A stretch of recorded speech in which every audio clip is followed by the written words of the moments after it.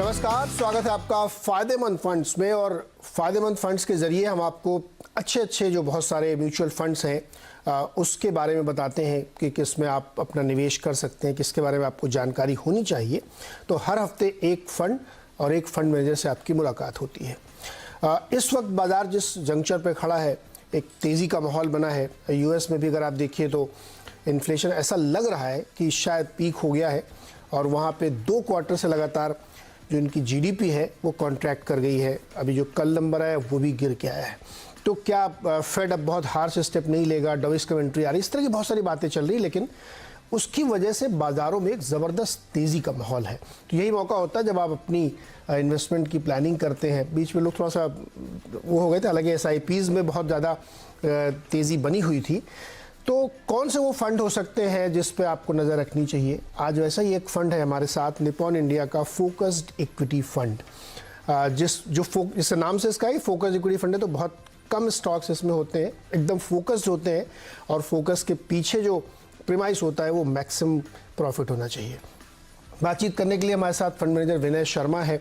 बहुत लंबा अनुभव है विनय का, और हम लोग जब बातचीत कर रहे थे तो हम लोग ये पूछ ही रहे थे मैं इनसे कि फोकस करना बड़ा कठिन काम होता है कि कैसे ज़्यादा से ज़्यादा प्रॉफिट बनाया जाए। तो विनय, इससे पहले कि मैं आपके फ़ंड के अंदर की बहुत डिटेलिंग करूं, पहले तो मुझे ये बताइए कि बाज़ार में अभी एक चर्चा शुरू हो गई है कि बॉटम बन गया है और एक कैंप करा है कि नहीं ये बेयर मार्केट की रैली। तो आप किस कैंप में हैं?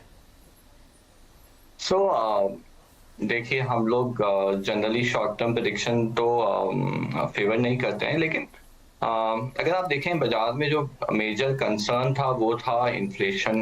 लास्ट फ्यू क्वार्टर से इन्फ्लेशन डेवलप्ड मार्केट में और इंडियन मार्केट में वाज बियॉन्ड रेगुलेटर्स कंफर्ट।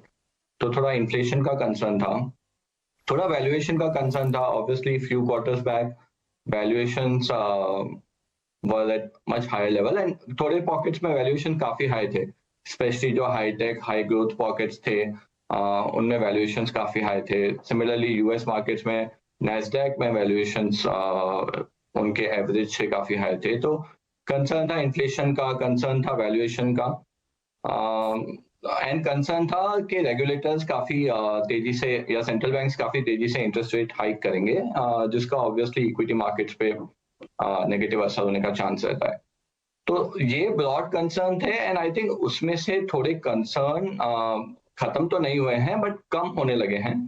जैसे कि काफी ज्यादा बाजार का ध्यान और बाजार पार्टिसिपेंट का ध्यान अब इन्फ्लेशन से ग्रोथ की तरफ जा रहा है, सेइंग दैट शायद इन्फ्लेशन का तो पीक नजदीक आ गया है या ऑलमोस्ट कभी भी हो सकता है इन्फ्लेशन का पीक तो, लेकिन साथ में growth slow down specially developed markets में काफी हद तक US में एंड यूरोप में, जहां पर एनर्जी कॉस्ट एक बड़ा कंसर्न बनता जा रहा है because of this Russia Ukraine war. तो US और यूरोप में स्लो डाउन के चांसेस बढ़ते जा रहे हैं एंड स्लो डाउन की प्रोबेबिलिटी बढ़ती जा रही है, और उसकी वजह से जो डर था कि इंटरेस्ट रेट काफी तेजी से हाइक हो सकते हैं, वो डर थोड़ा कम होता जा रहा है। आई थिंक यही 3-4 फैक्टर हैं जिसकी वजह से बाजार अभी मूव कर रहा है मैक्रो साइड पे ऑब्वियसली। लेकिन विनय, जैसे आपने कहा कि ये फैक्टर्स हैं 4 की, थोड़ा स्लो डाउन की प्रोबेबिलिटी बढ़ गई है, इसलिए सेंट्रल बैंकर्स उतने हॉकिश व्यू नहीं रखेंगे, लेकिन 75 बेसिस पॉइंट तो बढ़ा ही दिया US ने, और US ये भी कह रहा है कि अगली तिमाही में भी वो बढ़ाएंगे डेटा देख करके। तो उसका असर चूंकि हमारे यहाँ इसलिए पड़ता है कि हम अपनी करेंसी हेज करने के लिए, तमाम चीज़ों करने के लिए फिर फॉलो करने लगते हैं। अब RBI के सामने एक बहुत बड़ा चैलेंज है कि वो क्या करेंगे। अगले शुक्रवार को 5 अगस्त को ये तय करना है उनको। तो एक कंपल्सिव रेट हाइक आपको लगता है यहाँ पे होगी जो कि फिर बाजार पसंद नहीं करेगा?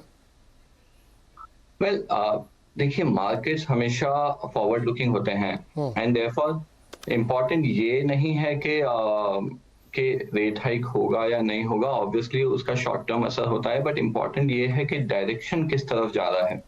एंड अगर डेवलप्ड मार्केट्स में after the rate hike reaction देखें तो रिएक्शन ये बता रहा है कि market is starting to believe कि अब यहाँ से रेट हाइक्स स्लोअर होंगी एंड लोअर होंगे। That is the high probability कि इफ अगर ग्रोथ स्लो डाउन होता है और इन्फ्लेशन का स्लो डाउन होता है तो रेट हाइक्स की उतनी जरूरत नहीं रहेगी जितना शायद कुछ क्वार्टर्स पहले लग रहा था। एंड अगर इंडियन फंडामेंटल्स देखें, इंडियन फंडामेंटल्स एक्चुअली आपके most of the emerging market peers से काफी बेटर हैं, इन द सेंस आपके पास क्लोज टू $600 billion रिजर्व्स हैं, which is there, which is a very strong backbone for currency. आपका करंट अकाउंट डेफिसिट ऑब्वियसली अभी challenging है, लेकिन अगर आप देखें कि क्रूड भी has fallen 25-30% in last few months, तो क्रूड का भी ऐसा लग रहा है कि थोड़ा पीक सा हो गया है, और हाई प्रोबेबिलिटी के पीक हो गया है क्रूड का। सो देयरफॉर करेंसी में उतना कंसर्न नहीं लग रहा जितना कि कुछ क्वार्टर्स पहले लग रहा था। And similarly RBI in our opinion would be feeling the same, that that उतना कंसर्न नहीं है जितना पहले होना चाहिए था। सो देयरफॉर इम्पोर्टेंट ये नहीं है कि आरबीआई रेट हाइक करता है नहीं करता, इम्पोर्टेंट ये है कि आरबीआई क्या सिग्नल देता है और इंटेंशन क्या देता है। पॉलिसी हॉकिश रहेगी, न्यूट्रल रहेगी, इन्फ्लेशन किस की डायरेक्शन क्या है, ग्रोथ का डायरेक्शन क्या है। एंड अगर आप देखें तो एटलीस्ट ग्रोथ पे इंडिया का आउटलुक काफी बेहतर लग रहा है compare to most other emerging markets and probably developed markets as well. Therefore हम लोग उतना कंसर्न नहीं है about RBI policy at this point of time. Probably Fed policy was more of a concern, लेकिन फेड पॉलिसी भी अब लग रहा है कि तो ये चर्चाएं भी शुरू हो गई हैं। बड़ी दिलचस्प बात ये विनय आपने भी सुनी होगी कि अब तो लोग ये कह रहे हैं कि 2023 कैलेंडर ईयर के फर्स्ट क्वार्टर के बाद हो सकता है रेट काटने पड़े फेड को, क्योंकि जिस तरीके से वो अपनी इकोनॉमी में और डिमांड को किल कर रहे हैं, उससे ऐसी स्थिति बन सकती है कि दोबारा से वो रेट चक्कर शुरू हो जाए। तो आपकी बहुत सही बात है ये कि रुख क्या होता है, वो हॉकिश रहते हैं, डॉविश रहते हैं, ये ज़्यादा मैटर करता है रादर कि वो कितना हाइक कर रहे हैं। अब आते हैं आपके फंड पे। आपके फंड के जैसा कि नाम है फोकस्ड इक्विटी फंड, तो कहाँ फोकस है आपका, किस सेक्टर में? अगर आप लास्ट फ्यू क्वार्टर्स से फंड को नोटिस करें तो हम लोग डोमेस्टिक साइक्लिकल्स पे काफी बुलिश रहे हैं last few quarters, probably last 2-3 साल।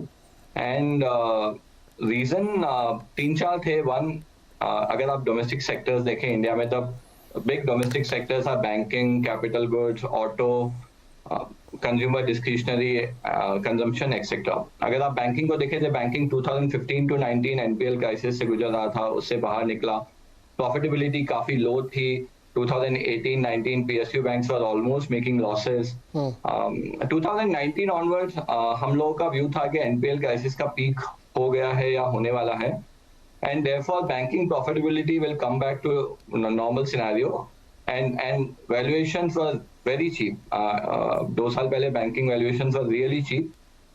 So a combination of all that, हम लोग बैंकिंग पे काफी बुलिश थे, एंड अभी भी हमारा प्रेफरेंस बैंकिंग की तरफ है। सेकेंडली, अगर आप इंडिया का capital goods and auto cycle भी देखें, काफी सालों से कैपिटल गुड्स एंड ऑटो में, स्पेशली प्राइवेट केपेक्स में कुछ खास इंडिया में हुआ नहीं है। कॉर्पोरेट्स भी डी-लेवरेज कर रहे थे, जैसा मैंने कहा एनपीएल क्राइसिस था बैंकिंग में, वैसे ही कॉर्पोरेट्स में भी थोड़ा डेट इश्यूज थे, तो कॉर्पोरेट्स भी डी-लेवरेज कर रहे थे, केपेक्स की तरफ कम ध्यान था। एंड अगेन वो सब चेंज हो रहा है धीरे धीरे, जैसे कि ग्रोथ आउटलुक इम्प्रूव हो रहा है नेक्स्ट 2-3 साल।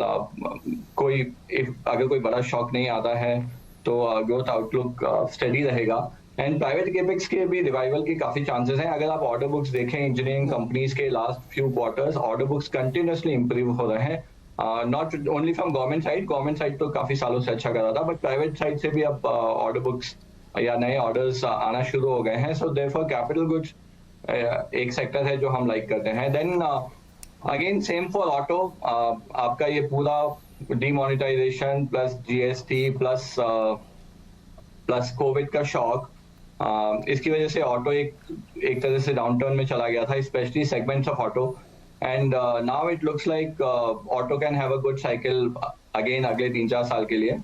सो हमारा प्रेफरेंस इस वक्त डोमेस्टिक साइक्लिकल्स या डोमेस्टिक ओरिएंटेड सेक्टर्स पे ज्यादा है कंपेयर टू ग्लोबल सेक्टर्स। जैसा कि हमने पहले भी बात करी, ऐसा लग रहा है कि ग्लोबली स्लो डाउन हो सकता है। यूरोप में जब तक ये वॉर रहेगा तब तक स्लो डाउन का कंसर्न रहेगा, बिकॉज एनर्जी कॉस्ट एक्चुअली उनको काफी हिट कर रहा